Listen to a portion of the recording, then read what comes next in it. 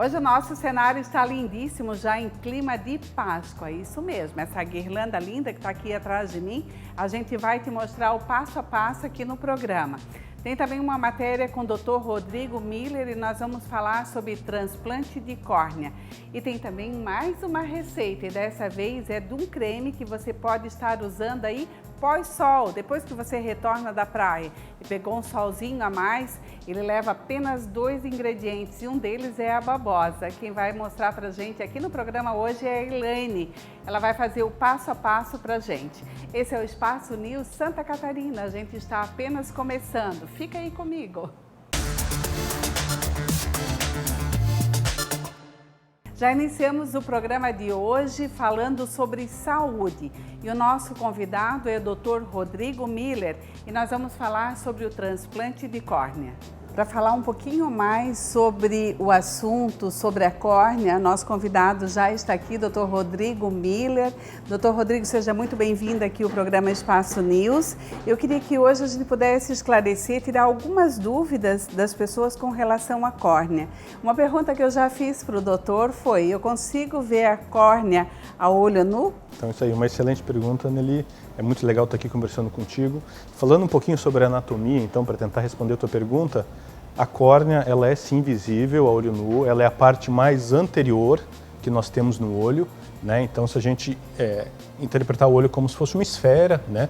Ela é a parte da frente, então ela é como se fosse a lente que fica na frente do colorido do olho, né? Então, apesar de ela ser transparente, quando ela está em sua forma saudável, se a gente chegar bem pertinho, a gente consegue ver que na frente do colorido do olho a gente tem como se fosse uma lentícula e é essa lente que é o tecido chamado córnea, né, que tem uma função extremamente importante na formação da imagem e na qualidade de visão. Dr. Rodrigo, quais seriam as doenças mais comuns então? Indo nessa linha de raciocínio de alterações no formato da córnea e alterações na transparência corneana, nós temos talvez um dos exemplos mais comuns de patologia corneana, seria o ceratocone. O ceratocone é uma doença que acomete crianças no final da infância, adolescentes e adultos jovens. Talvez seja um exemplo relativamente comum, né, no nosso meio.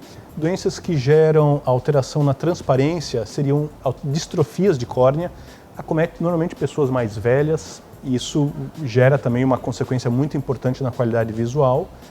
Traumas, pessoas que receberam algum acidente ao longo da vida, seja ele trauma contuso, eventualmente queimaduras químicas, isso também gera uma distorção na transparência e no formato corneano.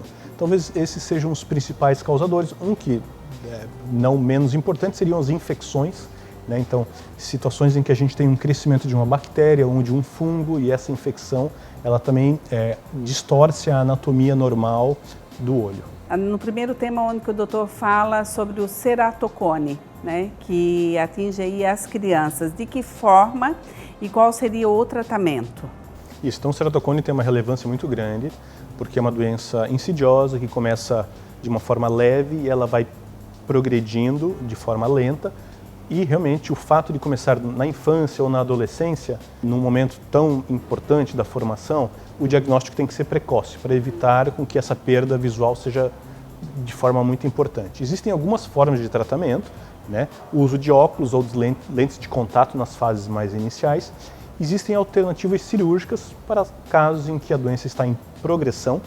Aí seriam cirurgias como o crosslinking de córnea, que é uma cirurgia bem específica para tentar impedir a progressão da doença, ou outras alternativas cirúrgicas mais específicas, como o implante de anéis intraestromais dentro da córnea, com a intenção de deixar a córnea menos distorcida, ou alternativas para os casos mais severos, onde que nenhuma dessas outras opções que eu acabei de citar são suficientes para resgatar a visão do paciente, que daí seria o transplante de córnea, né? Então, o transplante de córnea hoje em dia ainda é uma alternativa de tratamento importante para casos avançados de ceratocone. Daí a importância do diagnóstico precoce, da consulta periódica com o médico oftalmologista desde o período da infância, para que seja diagnosticado no momento adequado, para que não seja necessário uma cirurgia de um porte como o transplante de córnea. Doutor Rodrigo, uma curiosidade, né? Eu acho que não só minha, mas o telespectador também. Pode haver rejeição dessa córnea depois de transplantada? Sim, excelente pergunta. Então, o transplante de córnea, como qualquer outro transplante de órgão e tecido no corpo do ser humano, ele pode sim haver rejeição.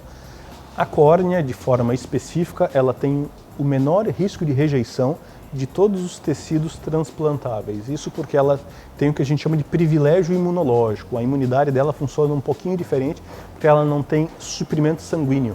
Então isso faz com que a córnea tenha um risco de rejeição menor do que quando a gente compara transplantes de outros órgãos no corpo. Mas mesmo assim o risco de rejeição ele existe.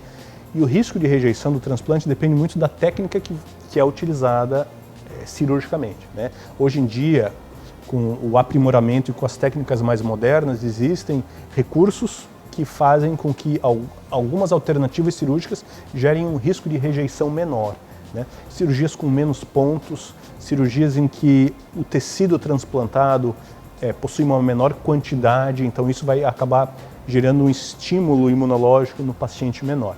Dr. Rodrigo, para que aconteça um transplante, precisa existir aí um doador, né?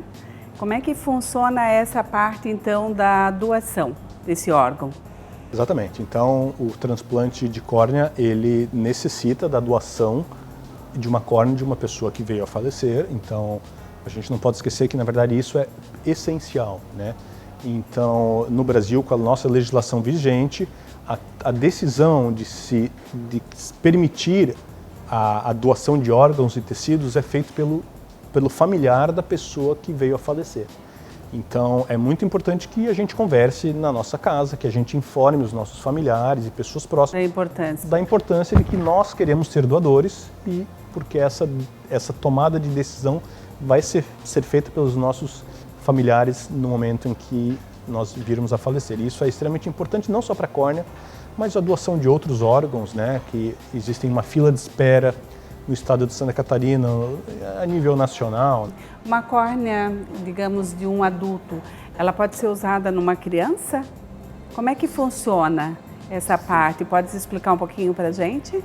Sim, então não existe essa necessidade de compatibilidade de idade quando a gente está falando de transplante de córnea, né? Ao contrário de outros órgãos sólidos que, eventualmente, há necessidade de uma histocompatibilidade, uma compatibilidade até do tipo, do perfil físico entre o doador e o receptor, né? A córnea a gente não tem essa necessidade.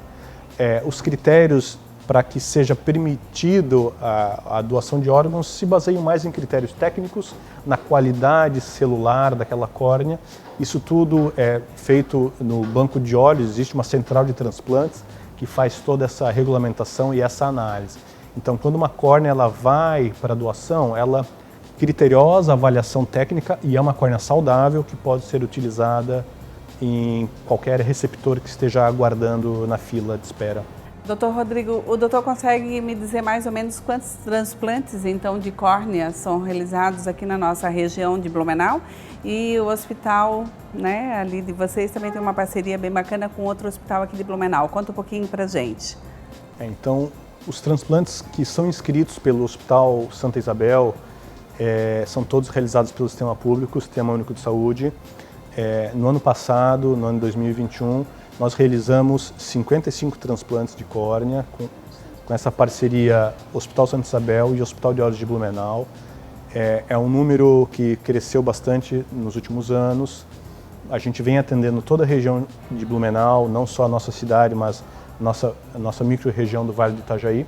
E é um número bem interessante, as pessoas estão procurando mais a nossa cidade para tratamento de doenças tão sensíveis como essa, né? Então, nós temos hoje em dia na nossa cidade recurso tecnológico, nós temos profissionais e serviços habilitados para fazer uma avaliação, fazer o diagnóstico e propor o tratamento para esses pacientes que necessitem de um tratamento específico.